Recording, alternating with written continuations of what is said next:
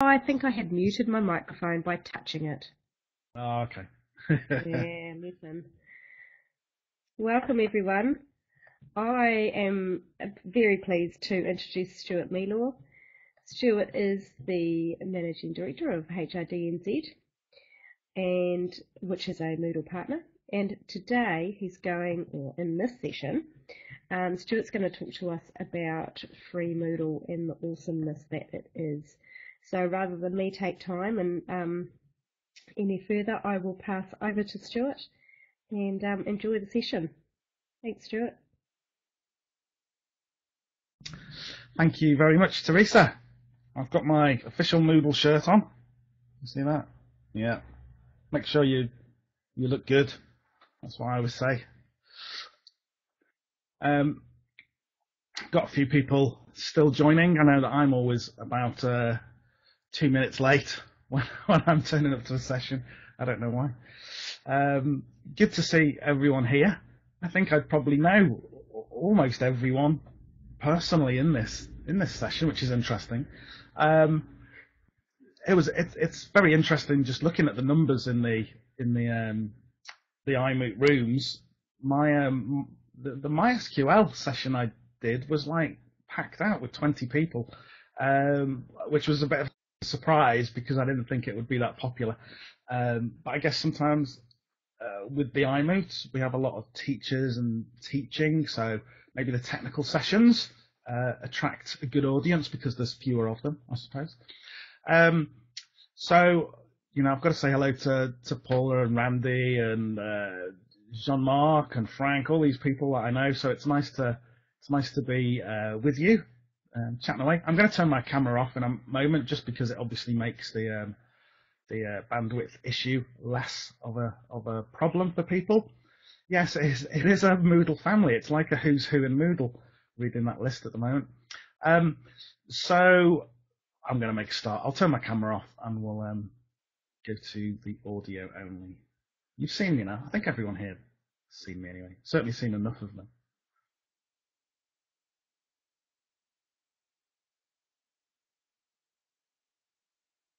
Okay, here we go. So this session, I thought that we'd talk about. So this is me, yeah, as Teresa said, Managing Director of Moodle Partner here in New Zealand. We've been a Moodle partner since about 2006, which is quite a long time actually, and obviously that's been a learning curve for us. It's not the traditional model of business. Most businesses, you're producing a service or a product, and people pay you for that, and it's got a cost. And of course, Moodle itself is free, so that provides some challenges for a service organisation in terms of how we make money and so on. We're obviously very proud to be a Moodle partner, and we know that we're contributing financially to the Moodle project. Obviously, a lot less than some of the huge Moodle partners, the remote learners and the Moodle rooms in America who are producing significant amount of money for Moodle. But it's still nice to know that although we're a small company, we are right in there producing income for Moodle to keep the thing going and to improve it. So this presentation, though, is a little bit different because I just thought I'd go through some of the things that we actually do for free, because we have this kind of multi-approach. We have an approach where we're a business and we make money out of Moodle and we put money into Moodle, and we charge for hosting, and we charge for consultancy, and we charge for course design and for online courses and so on and so forth. But we also do lots of things for free, and I thought it would be quite interesting to look at some of those and to reflect on the fact that as an organisation you can actually do both. So I'll go through and mention something about PHMs. We'll talk a little bit about the reeMoodle podcast, iBooks, YouTube, our e-learning blog, and also reeMoodle.org. So we'll just go through these, and if you've got questions, obviously just type them into the chat area. I'm fairly good at multitasking and picking up on any questions, or obviously we'll have some time at the end for questions as well.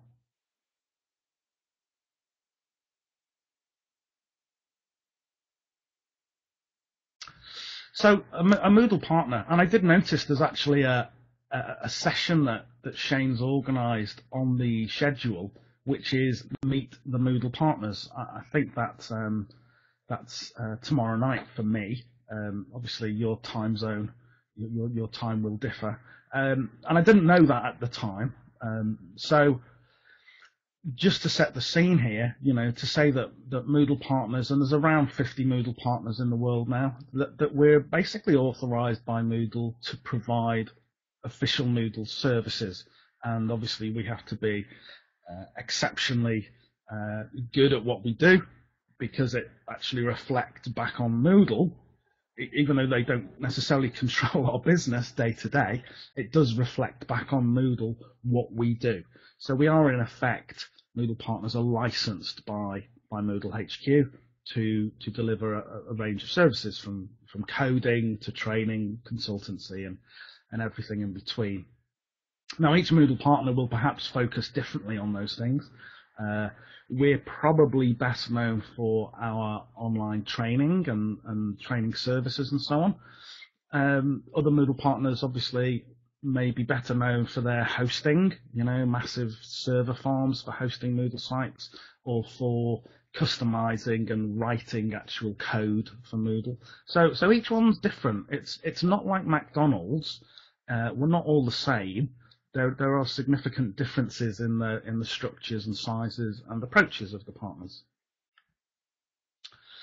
So I thought it would be interesting, just over the years, when I look on Moodle.org, we see conversations happening in the forums, and sometimes I think Moodle partners get a bit of a bad rap sometimes. I think there are one or two people with hidden agendas. Maybe they wish they were Moodle partners, or maybe they feel that somehow Moodle partners have an advantage over their own business models. But now and again, we do see conversations within Moodle.org forums about, do partners charge too much, or how do you charge a hosting provider? How do you choose a hosting provider? How do you, what should we expect from our Moodle partner? Even things like, is there a comparison of Moodle partners? And that's pretty difficult to do, because, as I've just said, we're all actually different. We all do things differently. We all have different balances to the services that we provide. So I'm not going to dwell on that, but I think it is interesting there's a quote from me, that's a good one, we'll stay on Howard's.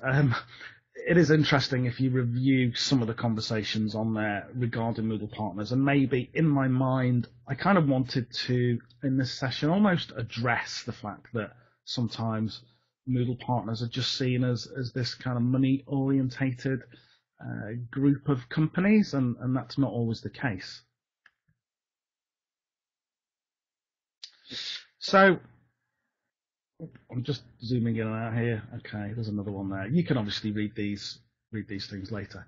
So this is our team.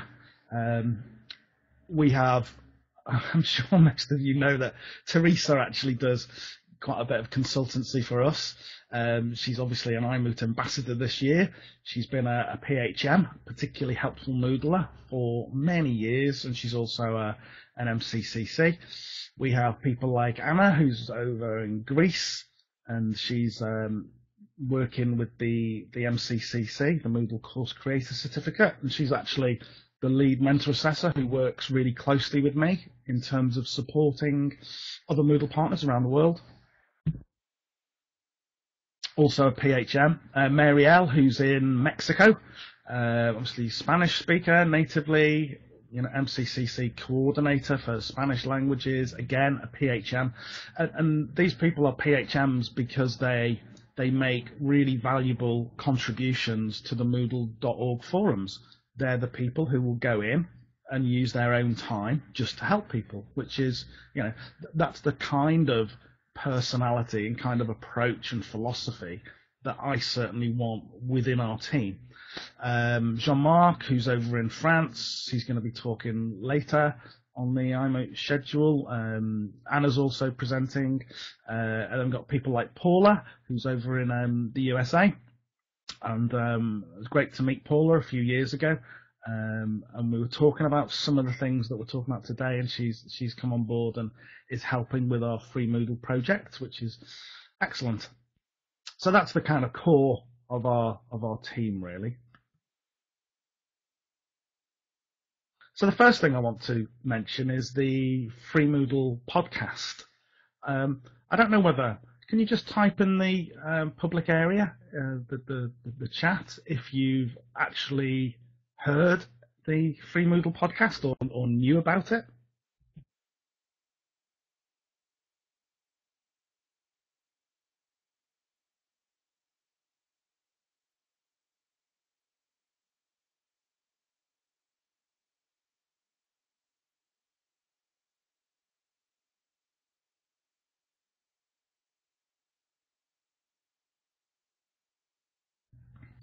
Okay, so it's new to a few people. Teresa actually said, funnily enough, I have, because Teresa's actually one of the co-presenters on the reeMoodle podcast with me, so she knows all too well what's in there and sometimes how long it actually takes to put these things together. So basically, the reeMoodle podcast was an idea that we had. I started listening to podcasts years ago, and I'll listen to them in the car. I'll listen to them while I'm gardening on my iPhone with headphones in. I sometimes even listen to them when I'm going to sleep, just to give me something to. I know it sounds ironic, but something to turn my brain off, or maybe just to listen. And I listen to all sorts of podcasts, like Apple Mac podcasts and stuff about cars or technology or space, anything interesting really. So our reeMoodle podcast, our presenters are myself, Jane and Teresa. And every month we cover some news about Moodle. We go through some details about Moodle moots that are happening around the world. We also review one course on the reeMoodle.org site, and really that's just to provide a kind of bit of a reflection and a bit of information about the different courses there and how different teachers produce them. We also have a special feature episode every month, and I know that Randy is in here, and we had Randy one month talking about, I can't remember what we actually talked about on that one. It wasn't analytics, although we did touch on analytics. I think it was just a general setting up Moodle and sort of feature. So we've had, all sorts of things. That was right. Sorry, Randy. It was just basically about, how do people administer a Moodle site? And it was good stuff. And each 6 months on the podcast, we have a special Moodle release review. So of course, Moodle 2.7 is just being released right now. And the next episode of the podcast, which will be around the 1st of June, will be a special review of all the new features and functions within Moodle 2.7. And we look at that from, a technical perspective, but also from a teaching perspective. It's try and give a good all-round overview of what's in there.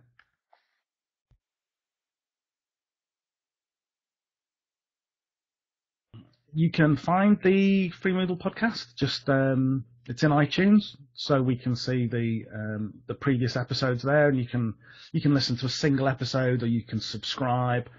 Maybe have it pushed through to your iPod or your iTouch or your iPhone or whatever device you happen to be using, and then obviously it'll automatically just download the next episode to your device as soon as it's released. Or you may just be using iTunes on your computer at work, for example. It really doesn't matter which way you do it, but obviously the iTunes and the subscription thing just means it's really easy. Once you've subscribed, you're going to get the next episode whenever it's released. We have pretty much, this is pretty amazing, because within the first 6 months, we actually got, at one stage, we were actually the top podcast in the educational technology category on iTunes. I've got a couple of screenshots there where we were actually I think we were number 6, and then the one at the side we were number 10. So obviously you go up and down the ratings as the months go by. Unfortunately, I never got a screen capture of us being number 1. Now I could have kind of faked that using Photoshop and GIMP or whatever. I thought about faking it to put us in number 1, but it was probably more honest to use the screenshots that I did happen to get. So number 6 though, I mean, when you're looking at the top 10 there, and you've got the BBC and you've got TED Talks, you're in a pretty high caliber of podcast producers, and obviously very popular podcasts. So even being in the top 10 for me says that what we're doing with this podcast is valuable for people. It is interesting and valuable, which is what we intended to start with. So over the past 12 months, we've seen the subscriptions go up. Over that time, it's getting more and more popular. We get some statistics from iTunes. They're not actually very good, but it gives you an idea. And just looking back through the past almost a year now since we've been doing this, back in August, we had Teresa over in the Australian Moodle Moon with an interview with Martin. We interviewed one of the Moodle partners in Canada. We spoke to Randy, and that was such a good discussion that we actually split that across 2 parts. We had a chat with Gavin back in December about the UK Moot, and that was a kind of preview to the event so that people could find out what was going to be in that Moot, which was, I think it was in February, maybe. And then we also covered things like, again with Gavin, LTI technology in Moodle, because that's a brand new feature, really, for many people. We brought in February Loriano. I still don't know whether I pronounced that right, who's one of the Moodle partners down in Colombia. March was interesting. Jason Cole, who many people will know as the author of the Using Moodle book, which certainly during the 1.9 years was the book that every teacher and every administrator actually had. And of course, he's now the CEO of Remote Learner. So, a hugely influential person within Moodle, and really nice to have. We had that whole episode dedicated to that. And then back in April we spoke to Wendy all about the iMoot, and tried to put some information out there about what this event was going to be. So as you can see, each month there's a different feel. Sometimes it's a little bit of administration, sometimes it's very much about teaching, sometimes it's talking to people who have got interesting perspectives and experiences. So we try and keep it nice and varied. So hopefully if you haven't, I'll just get back. So hopefully if you haven't had a chance to listen to the Free Moodle podcast, just search for it on iTunes. You'll find it fairly easily. I think someone's put a link in there. Yeah, there's a link in this course on the iMoot site to that, and you can go and find that. And give us some feedback, and maybe consider being one of our special guests, because everyone has got things to share, as we know from this iMoot. People have lots of information to share that's of interest to others. The second thing I'm going to mention is our iBook, which is called Using Moodle in Organizations. This actually started off a few years ago, basically as a PDF that I put together, just really trying to capture some of those. We tend to have a lot of our time spent with clients, and often we'll meet people within a company or a district health board or a school or a university, and we have a conversation at the beginning which can last 2 hours in a meeting, and then have various emails and follow-ons and Skypes. And what I was trying to do is capture some of those top level questions that we think about with Moodle. the sort of more strategic side. So not thinking about functionality, but thinking about how do we organise our Moodle site? How do we maintain it? Really from a sort of top-down perspective. So this started as a PDF, but then in 2013, a couple of things happened. I am a Mac user. I love Macs and I love Linux. I don't really use Windows at all, to be honest, these days. And last year, the Apple iBooks author, which is a program that enables you to create iBooks, that was previously charged for, and then it became free. So first of all, I had instant access at no cost to the iBooks author.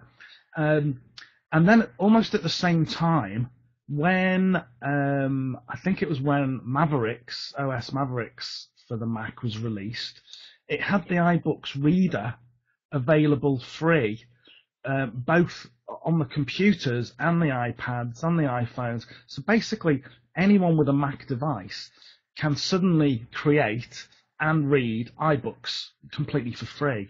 And the third thing that happened is the iBooks store launched, and it's a bit like iTunes or the App Store. It sells books, like Amazon. But obviously the iBooks store works very much like the iTunes or the App Store. So that gave me instantly an ability to take my book and move it from being a PDF and try to do something a bit more interesting with it. So we actually have put the first chapter, and it's actually quite a big chapter, on the iBook store for free. So anyone can go and download that and read through that and maybe get some ideas about how to strategically think about your Moodle site. If you're in the planning stages, this would be really helpful. If you're in just an annual review sort of cycle, it might be something that's useful just to make you think, is this the best way that we're actually working and approaching the whole Moodle project right now. So, yep, you can go on the iBook store, search for using Moodle in organizations, and you should find that. Again, we get some basic statistics from Apple in terms of the downloads every day, and obviously people are downloading it. People are finding it hopefully fairly useful.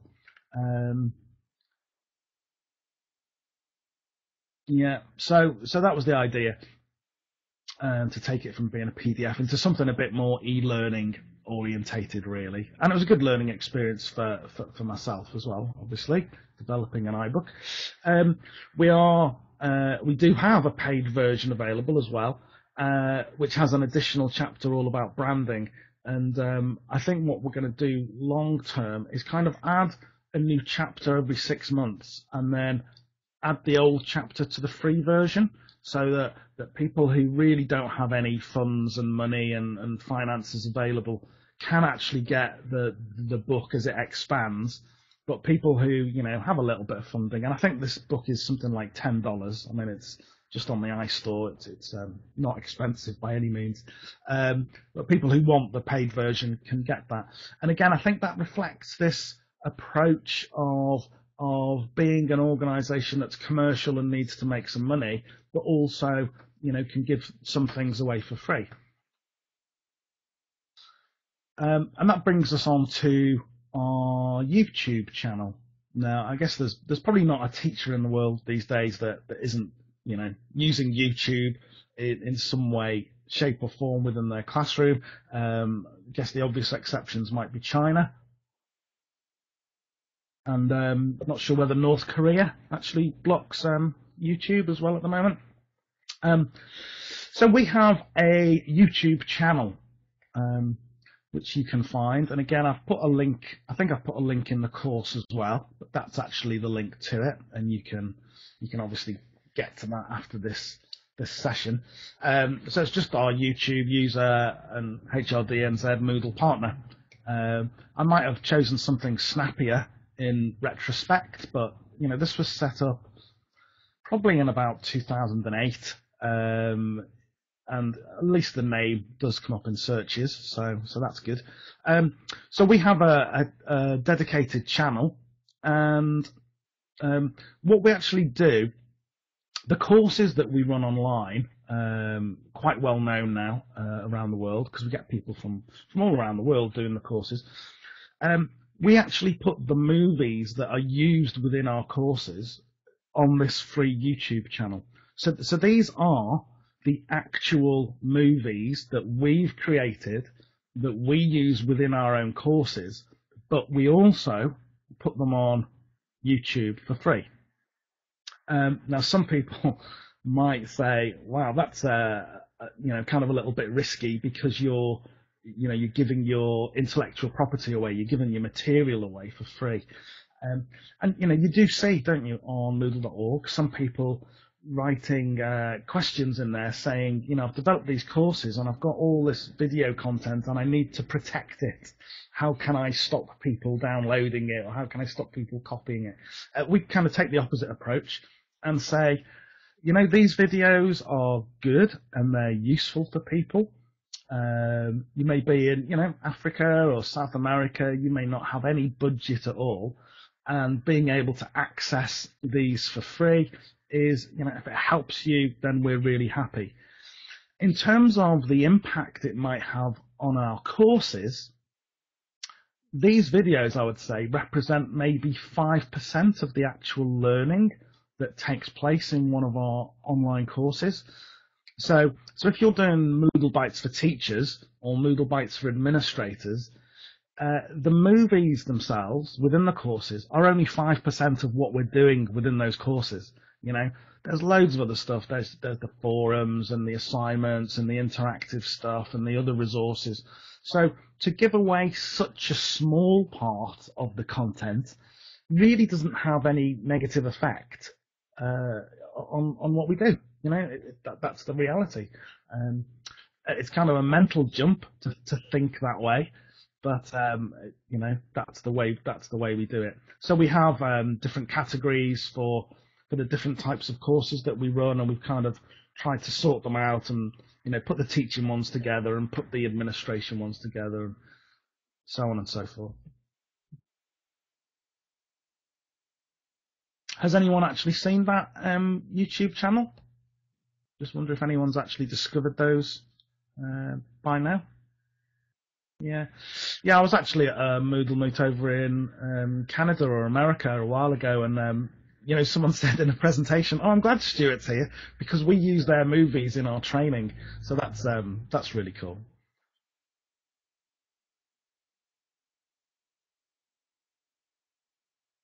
In terms of what we've done there, so there's 150 movies. We'll be developing new movies for 2.7 for our 2.7 Moodle courses, obviously from July, and they'll all be going in there as well. Almost 1,000 subscribers. I think one of the reasons people do like these movies is that they're actually produced quite professionally. So we take a lot of effort. Everything's in full high definition. We use, nice little bit of music at the beginning and a title slide. We're trying to get everything with captions these days. They're a good product. And I have to say that quite often you see people producing things for Moodle as well as other subjects, little screen captures, and they just stick them on YouTube. And unfortunately, although they've made that effort, the quality actually isn't very good, and the quality is not something that you'd want to recommend a teacher to go to or use within your own class. So I think putting that extra effort in to produce a professional product actually really helps us in terms of producing something of use to others there.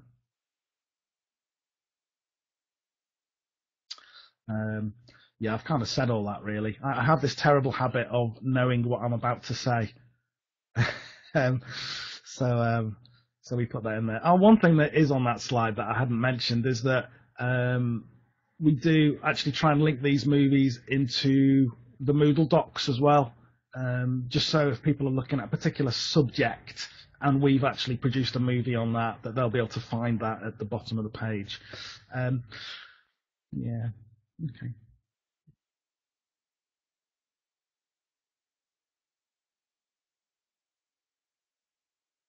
Can I ask a question now?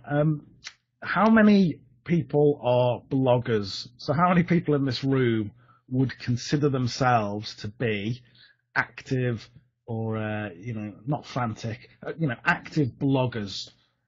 Have we got any active bloggers in here? People that Steve? Yeah. Okay.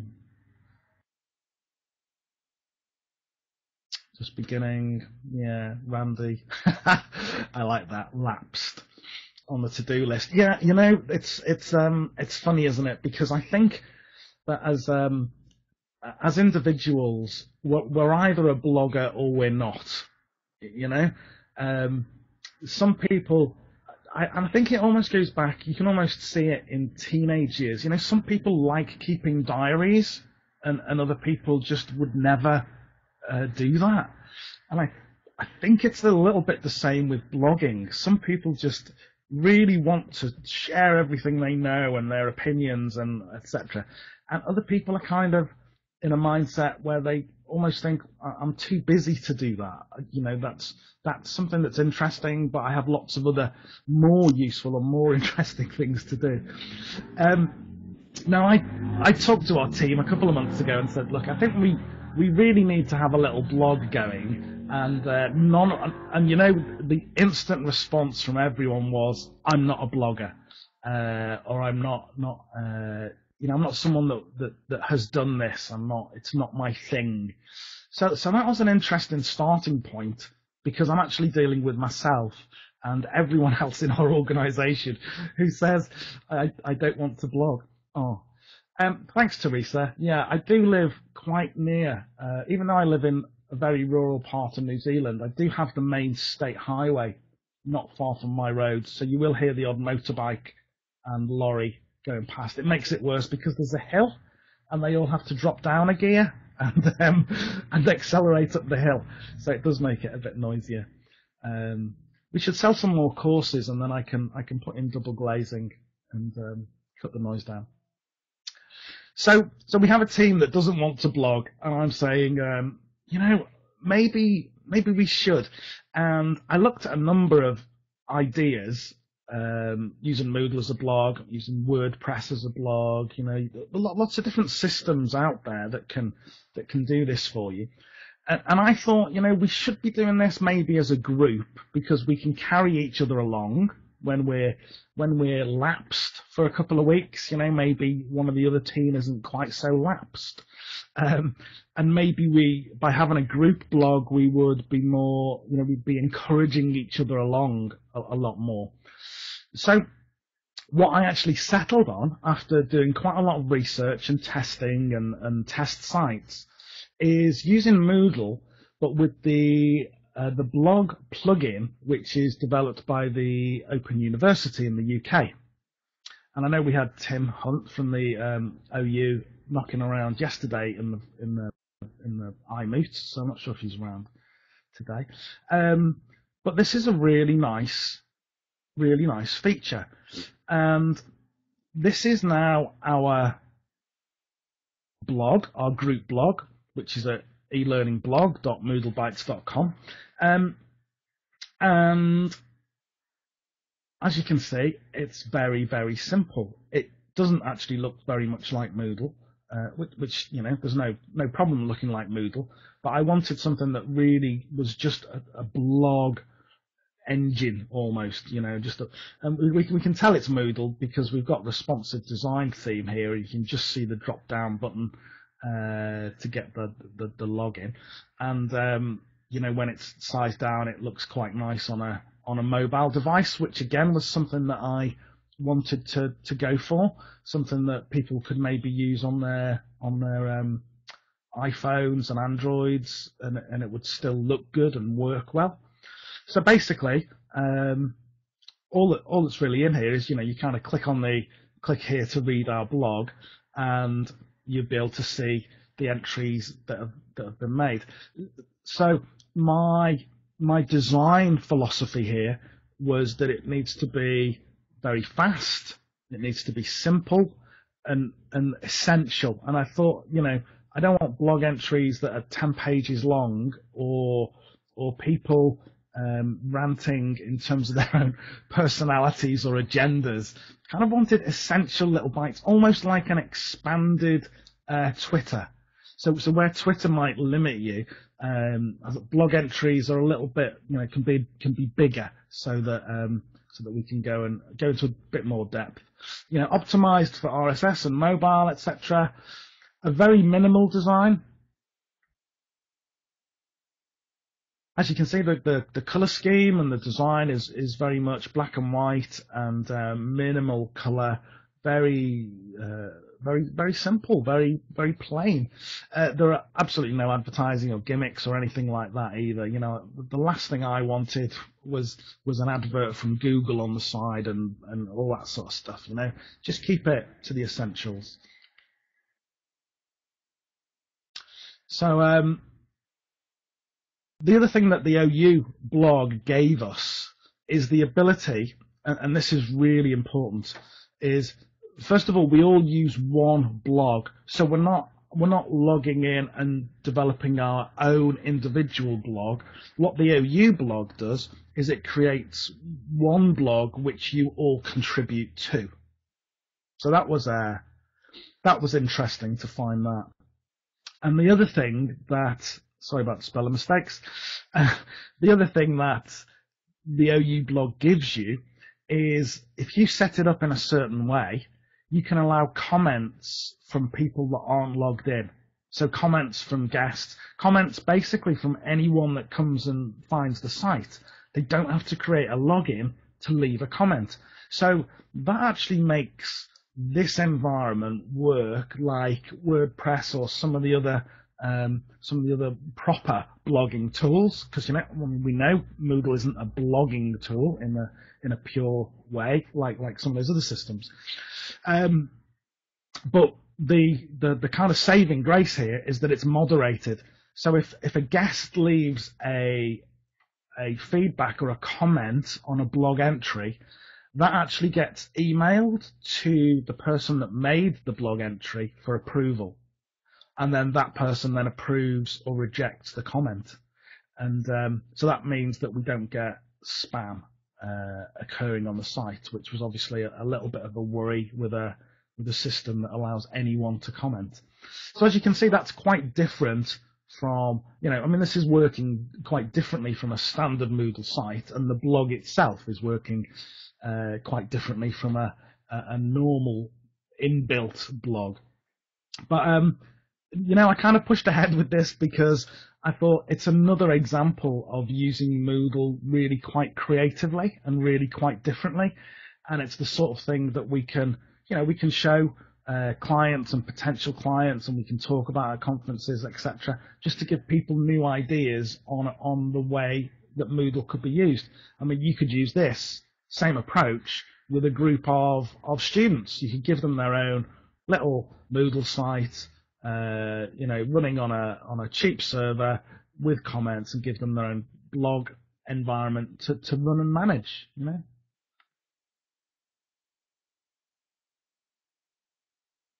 So it does give us this kind of tag cloud. So as entries are made, each of us can add tags, and that will produce a little tag cloud at the side, which is pretty neat. We can see that there's a block as part of this Open University blog module to show us the most commented upon blog entries during set periods, and you can actually use this drop down to change the period over which you're displaying, and it also has the ability to feed these things out to the wider world. So pretty flexible. It's a little bit different to the standard Moodle blog. You do need to think about it differently, and it is a good idea to completely disable the inbuilt Moodle blog if you're using this one, because otherwise it gets a bit confusing for users because you actually have 2 links to blog entries. It's obviously, it really is one or the other in terms of that plugin. So I don't know whether anyone's actually been and visited that site. We're looking for feedback on the e-learning blog. We're still understanding what it is we can best do to make this valuable for others. So if you do have feedback, any and all feedback is good. I'm just going to mention as well briefly our dev site. I've mentioned that the OU blog there that we're using is a plugin module, and plugins and non-standard modules, they extend the functionality of Moodle in various ways. We have developed a site which actually came out of our own need. So quite often, if we're hosting clients or looking after their Moodle servers that they host themselves, they might want to install the progress bar or the certificate module or the whatever. So they or new quiz question types. So it's essential for us as a Moodle partner, advising and managing these things, that we can test these things and make sure they work. We need to be able to review them and say, yeah, that's good, that's stable. We often need to then be able to obviously train them in how to quickly use these things.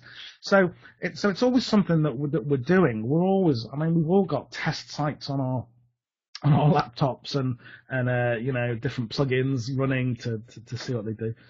So we thought that we could actually share that.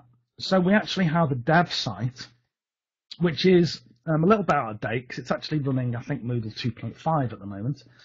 And what we do here is we install and test lots of plugins, and I think we have about 50 at the moment on there. We're trying to get to 100. I think that would be tremendous. But what we do is we actually, take a plugin, install it, and then create a course which demonstrates or uses that particular plugin.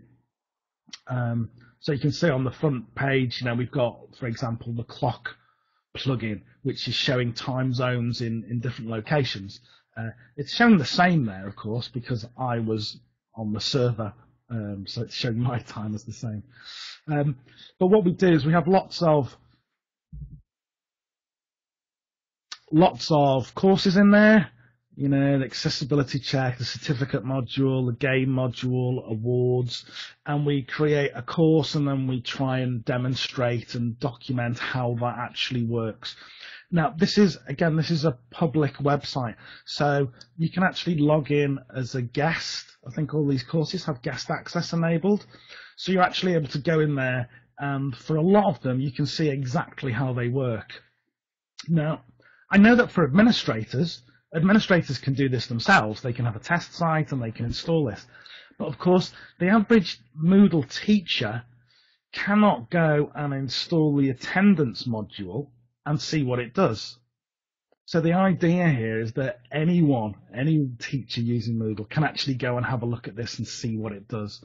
And that's the general concept behind that. So again, it might be useful to you. We'll probably be updating that this year to Moodle 2.7. That will mean a number of those modules will break, of course. So we do find from time to time, one of these courses will just be hidden because it doesn't work any longer, and then we'll bring it back at the time it does. So it's always changing and a little bit different. I was going to switch presentations, but I'm actually not. I've kept it all in here. I just want to talk a little bit about reeMoodle. He said, waiting for the slides to catch me up. We have a site called reeMoodle.org, and over the years, if you look on Moodle.org, there are lots of conversations about free hosting. And quite often you'll get people saying, oh, I'll do free hosting for your site. And sometimes, you really need to look at why that person is offering you free hosting for your Moodle site, because clearly there's a cost to them in some way, shape or form. So first of all, you have to ask, is it really free, or is this just a lost lead? Is it just marketing to get you to a charged service later on? Sometimes it's an individual, and a really enthusiastic person. Maybe they're working at a university, and they know they've got bags of space on the server, and they've discovered Moodle, and they love the community, and suddenly they say, "Yeah, I'll host your course for free." But of course, that's not really scalable. I mean, what would happen long term?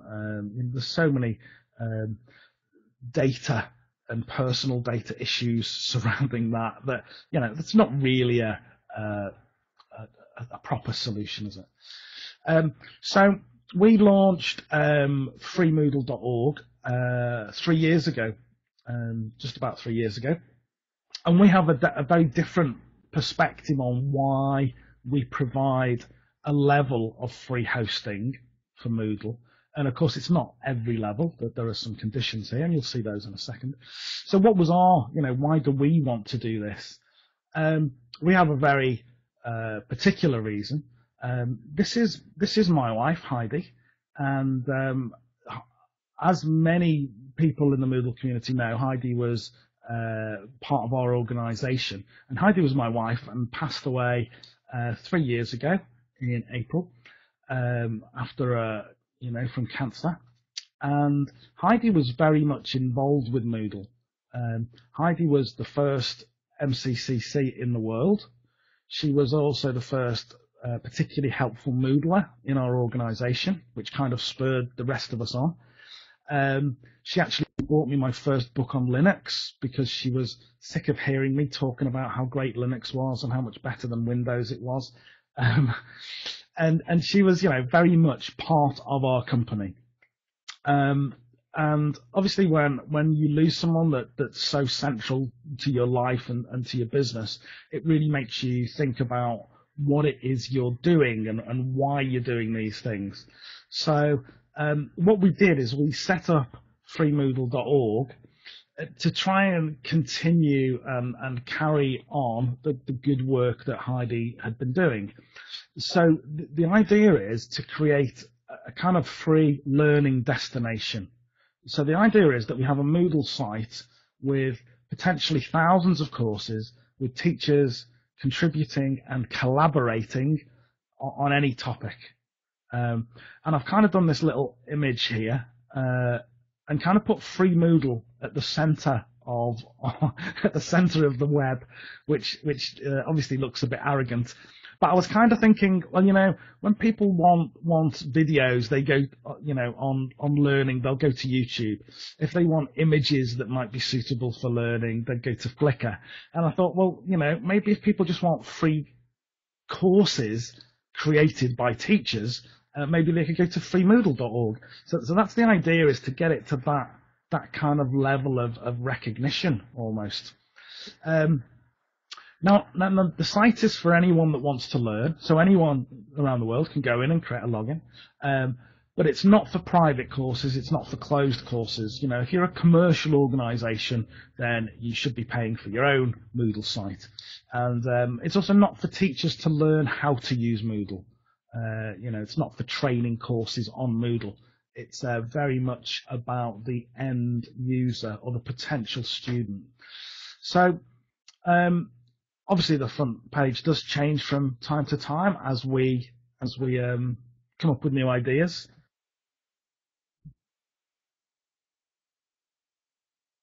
Essentially, we have a featured course block, which is just a random glossary entry showing one of the courses that's particularly good at the moment. We've linked it up to a Facebook feed and RSS items. We can get some little graphs in terms of how many logins and how popular the course is and so on. And basically, we think of this in two ways. The site organization itself, we've tried to copy, we have copied Moodle.net, which was formerly called Mooch, of course. And that is an area on Moodle.net where a teacher can back up a course and share it with others. So you back up your course, upload it, and other teachers can download that and use it. And that's okay. But of course, not every teacher has the ability to back up a course because of issues around user data, for example. So that's quite different. Moodle.net is for sharing whole courses. But we've still organised our structure of categories in the same way. So that does enable people to publish their courses from reeMoodle into Moodle.net. We have some areas to help teachers. So, of course, not everyone coming to this site is like the people we have in this room.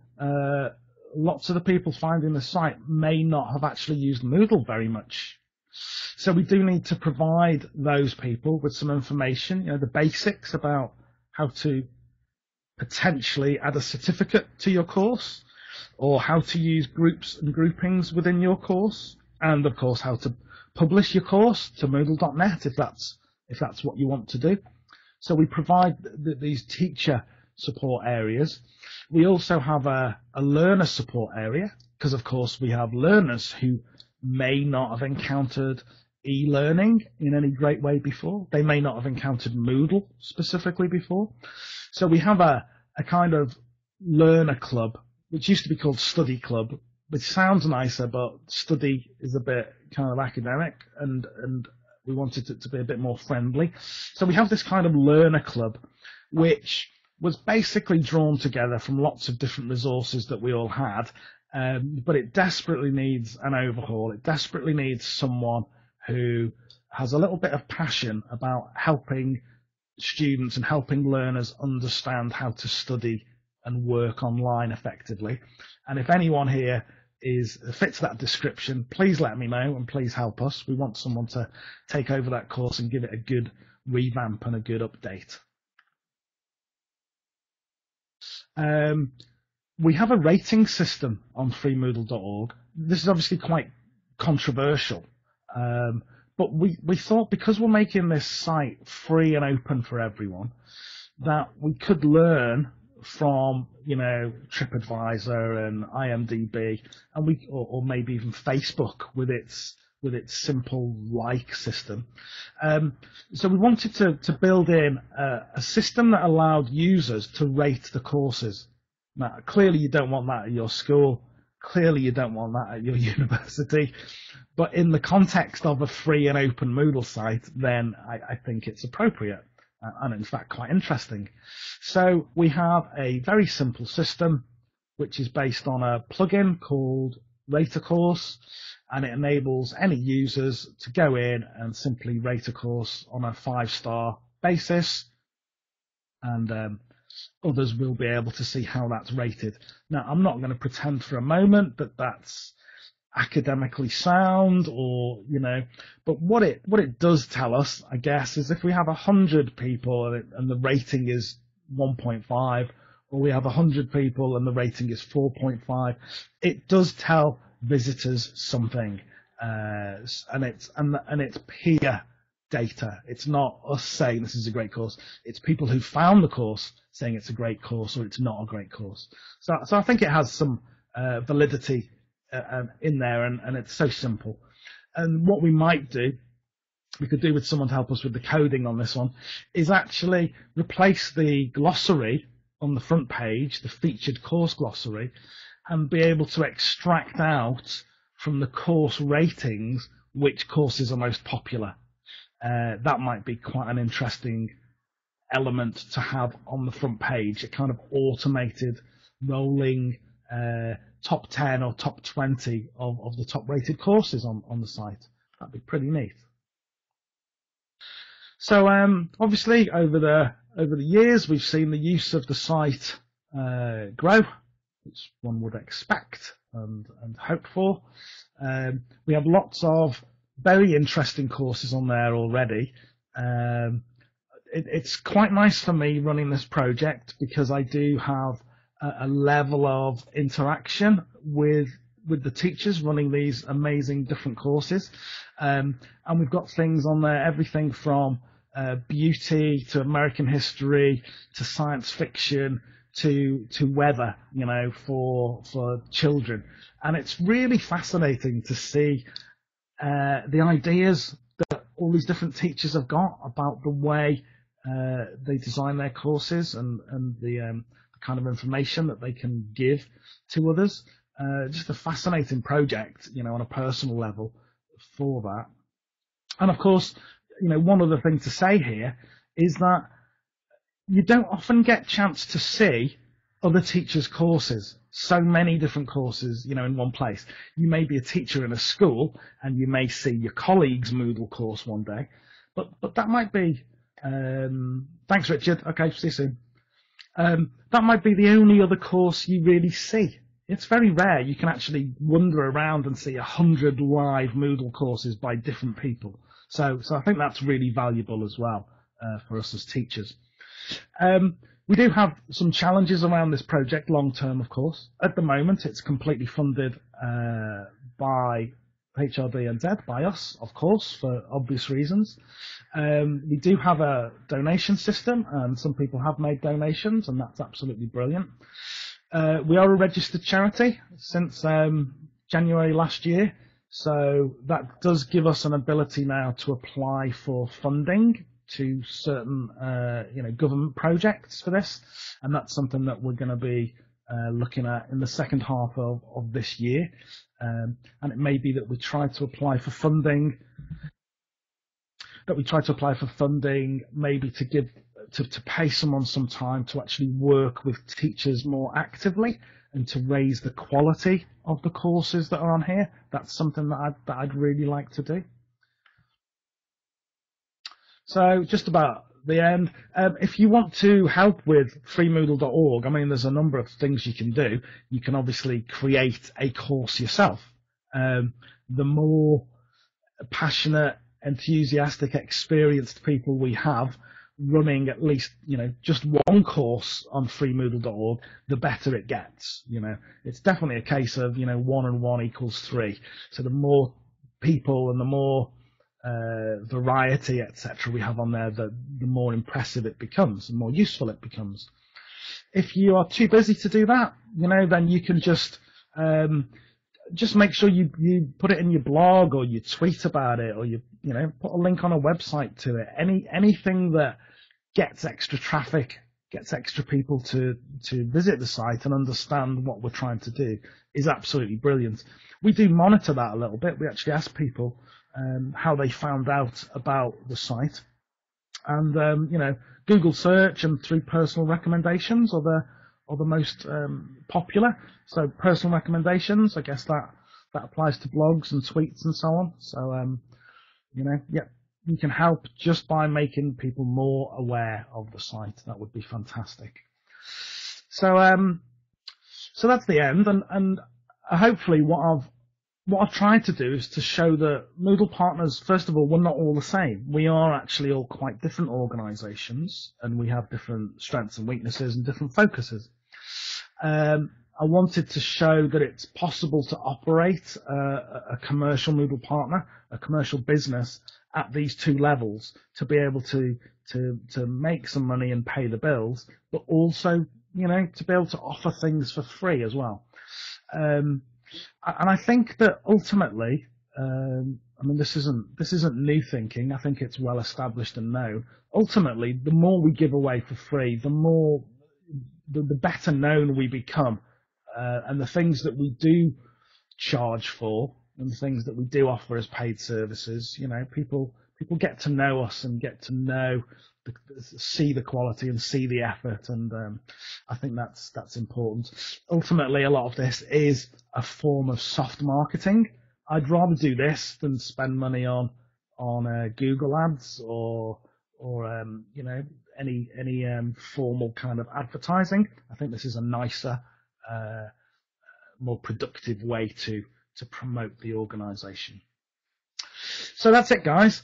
That was exactly 1 hour, which just shows how often I've done this kind of presentation, and spot on 1 hour. Do we have any questions? I guess people might be a little bit. A lot of that's going to be new to people, I suppose. Absolutely happy to answer any questions. Thanks, Frank. Good to see you.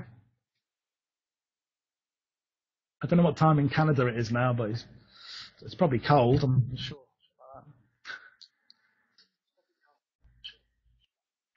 Thank you very much for that, Stuart. Yeah, as you did very well with the timing. Excellent work. So if anybody has any questions, just pop them in the chat there, or unmute your microphone, or if you have trouble, let us know and we can unmute for you. Don't forget that all the links to the resources and YouTube and iBook and our podcast and that are all in Stuart's course, which I've linked to in here. And there's also a forum in Stuart's iMoot course. So if you think of a question after we all sort of head off, then feel free to use that or contact Stuart. You can see his email there on the bottom of the site. There's a question for you, Stuart. I'll leave you to it. Thanks very much. Thanks again. Thanks, Teresa. Yeah, thanks, Kay. Hi. Yes, that site will be updated to 2.7 during the second half of this year. So it'll be 2.7 before the end of the year, but not in the next month or two.